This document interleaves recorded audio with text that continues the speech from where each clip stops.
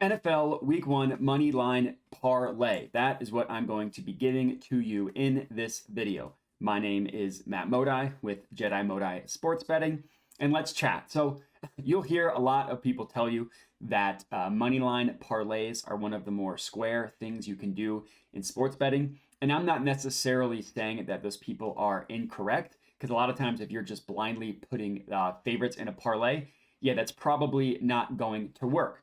But it's something that is fun, and as long as you unit size responsibly, and as long as each of the individual legs do have a value, then it's something that can be okay to do. So for me specifically, my rules when it comes to a money line parlay, obviously the most important thing is there needs to be value on the teams to win, right? And I mean value in terms of like value in their odds themselves, not just on them to win straight up. And then most importantly, I choose between 2 and 3 teams. I try to get as close to even money, as close to plus 100 as possible. And I only play one unit. So I think another issue is people will just put a lot more than they should on these money line parlays, because it's like, oh, well, these teams should win. I'm going to put them in a parlay to get better odds, and then I'm just going to hammer the bets. Unit sizing responsibly, obviously, is always important. But for these plays, specifically for me, I'm just giving out one unit plays. And for this one specifically, there are 2 legs to this money line parlay, giving us about minus 109 odds. So below the minus 110, close to even money threshold, which is good. The first leg number 1, we're taking the Commanders money line.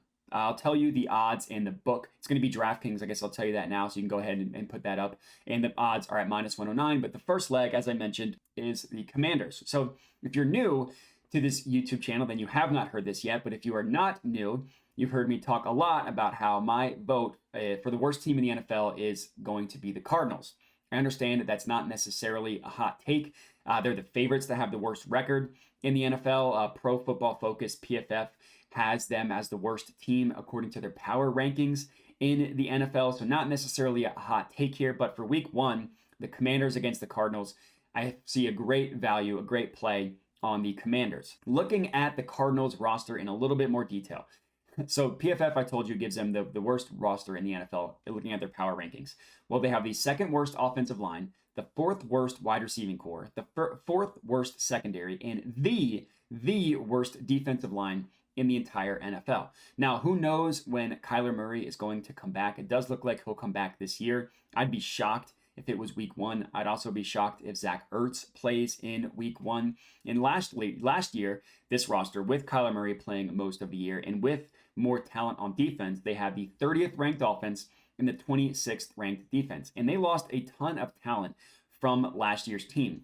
DeAndre Hopkins, Byron Murphy, Zach Allen along the defensive line. And then they also lost Marcus Golden, J.J. Watt. They lost a ton of talent from their team last year.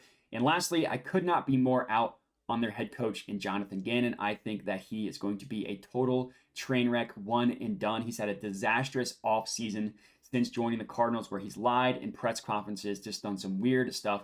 I see no scenario in which he ends up being a good head coach. And again, I think he's going to be one and done. So getting value on the Commanders for week 1, I like.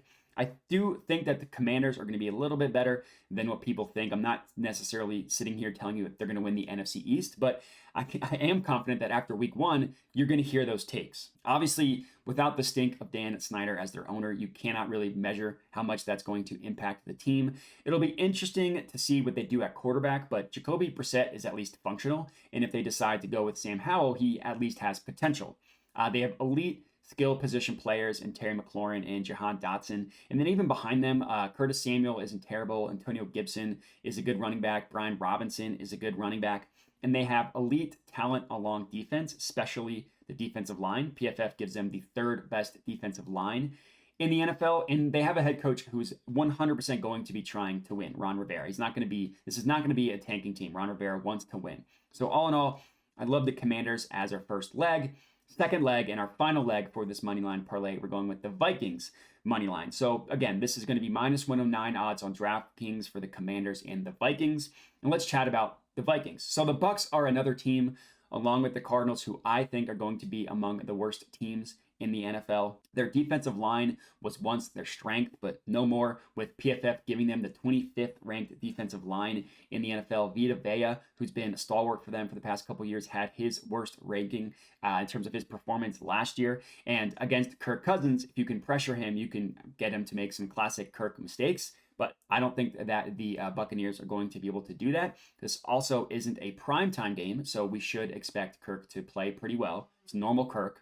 With Baker Mayfield as the Bucs starting quarterback, I do not have confidence in that. He obviously stinks, and he's even worse when pressured. And the Bucs offensive line was horrible last year, and now they're going to have 3 new starters, or I guess 3 players playing new positions this year. So they could end the year as a better offensive line than they were last year, but I do think that growing pains should be expected with all those moving parts. Now, I'm not necessarily expecting the Vikings to be as good as they were last year in terms of their actual record, but they should at least continue to be good in the regular season. I do like what they did at defensive coordinator, hiring Brian Flores, because their defense was terrible. They could be a boost. Their defense was 27th last year. They could get a boost there. I also love what they did in the draft, drafting the wide receiver in the first round. I think he'll be really good opposite Justin Jefferson. I'm not scared about the fact that they lost Dalvin Cook. All in all, Vikings are at home in week 1. They should be able to take it to the Bucs and win, as should the Commanders, cashing these 2 legs, cashing this week 1 Moneyline parlay. If you're tailing, comment and let me know. Other than that, remember to like the video, comment, as I mentioned, all that good stuff. Thanks for watching, and have a good one.